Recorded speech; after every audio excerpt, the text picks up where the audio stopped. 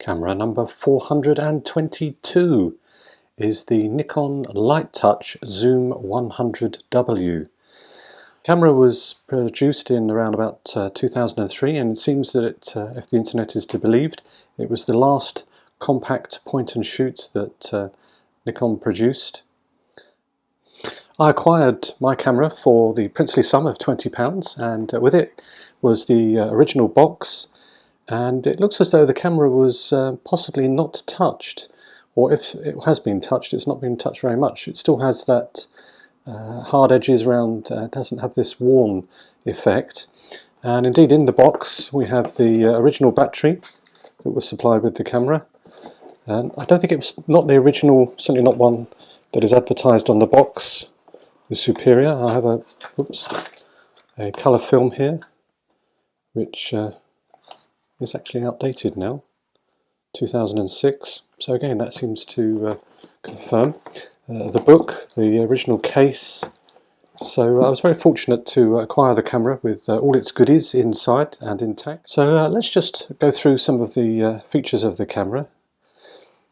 It's a clamshell format camera, and so moving the side opens the door for the zoom to pop up. Sorry, the zoom pop out and the flash to pop out.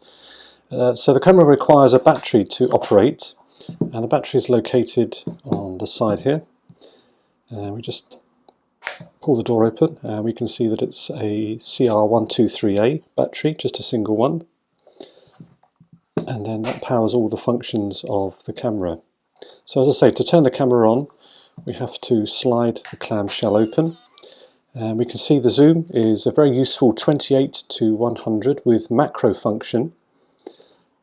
Oops, notice the flash doesn't always pop up there, so that's interesting. Oh, there we go. Okay, so on the base we just have the lone tripod mount there, and then on the top we have our shutter actuation button. We have a mid-roll rewind button there, which we require a little pointy thing. And then some of the functions we have here, the flash functions that will toggle through various options. So this one is known as the infinity without flash, and the idea, according to the manual, is that if we're shooting a landscape it will produce slightly sharper images, or indeed if we're shooting through a window for a landscape it will help with that. And then we go to no flash at all, and then we have flash always on, and then we have a slow sync or nighttime flash, and then we turn the flash off again.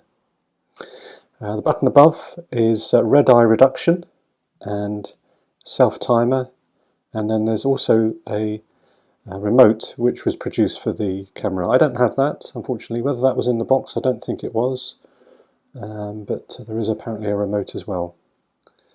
And then the other two buttons are for setting the date function, which I won't go through, but you basically press the mode button and then you can adjust it with the adjust button, and then that will imprint the date and time on the bottom right hand corner, I believe, of any image. But it's currently set with the 3 dashes to not hopefully printing, and it didn't. Looking through the viewfinder, nice and bright. We have some adjustment lines for macro function, and then we have 2 lights. One is a focus confirmation and the other one is for flash. That will be orange normally. And then to the right at the top here we have our focus, our zoom function.